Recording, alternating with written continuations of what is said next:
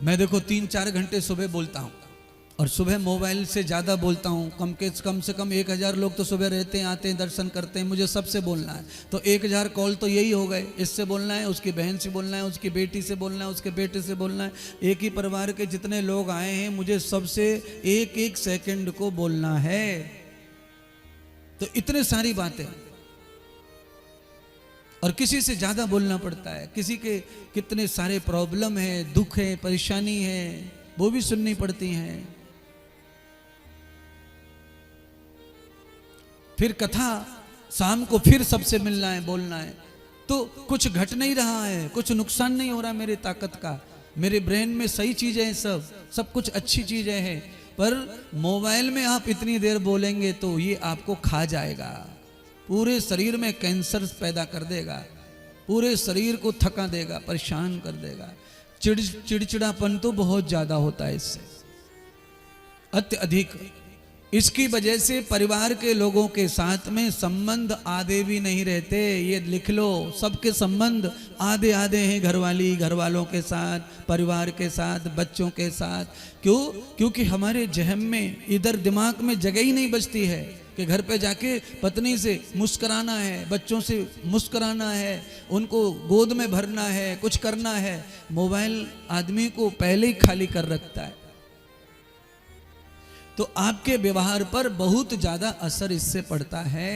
आइए, भगवान श्री कहाँ हैं? पाताल में है। पत्नियों को मिले, वरदान दिया, भगवान जल्दी चले जाओ, हे लाला यहाँ से भाग जाओ, मेरा पति डस लेगा।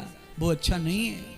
पत्नियां कह रही हैं, भगवान ने कहा कि गेंद गिर गई है हमारे मित्र श्री दामा की और वो गेंद मांग रहा है। इसीलिए मित्र का और गुरु का अगर एक भी आना पाई अगर किसी के पास है तो वो प्राण बेच के भी चुकाना चाहिए, नहीं तो उसका बहुत बड़ा दंड भोगना पड़ता है।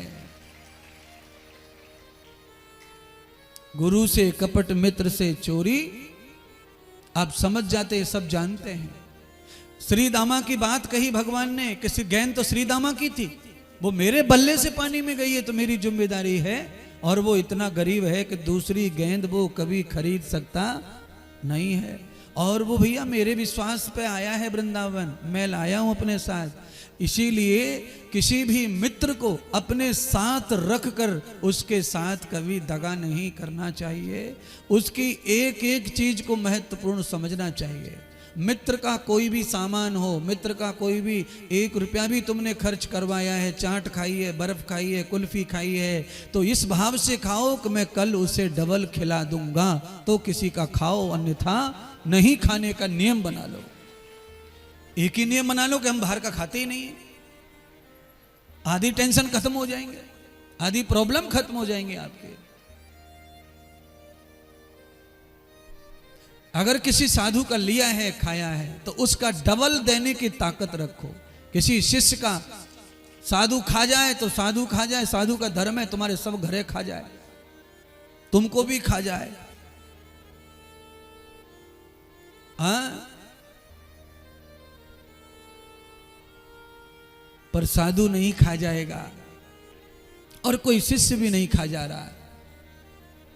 पर ये जो शास्त्र हैं, वो बातें हैं, आज कथा में आ गया विषय तो ये कह दिया गया, समझा दिया गया, उसके लिए ही कथा गाई जाती है। मित्र से कभी दगा नहीं चाहिए और गुरु से कभी दगा नहीं चाहिए। और ये दोनों जगह पर आदमी को कभी अपने निजी स्वार्थ के लिए व्यवहार नहीं करना चाहिए। क्यों? मित्र जैसी संपत्ति, गुरु जैसी संपत्ति दुनिया में और किसी रिश्ते में नहीं है। ये लिख लो। आज तक आपने दुनिया को देखा, पति पत्नी का कानूनन तलाक हो रहा है, पर मित्र का तलाक कभी होगा नहीं, उसका कानून बनेगा नहीं। गुरु और शिष्य का रिश्ता ऐसा है जिसका कोई कानून बनेगा नहीं अलग होने का। पति पत्नी का बन रहा है, बाप बेटे का बन रहा है, भाई भाई का, सबके अलग होने के कानून है। नहीं जम रहा तो भाई अलग हो लो, वकील बुला लो, लिखवा लो, करवा लो, फलाना कर लो, ठिकाना कर लो। क्योंकि गुरु और मित्र का जो रिश्ता है वो धार्मिक है। ये चलेगा तभी जब इसमें धर्म कहीं बचा हो, धर्म रहे, इसमें कहीं वास्तविकता रहेगी तो सब चलेगा।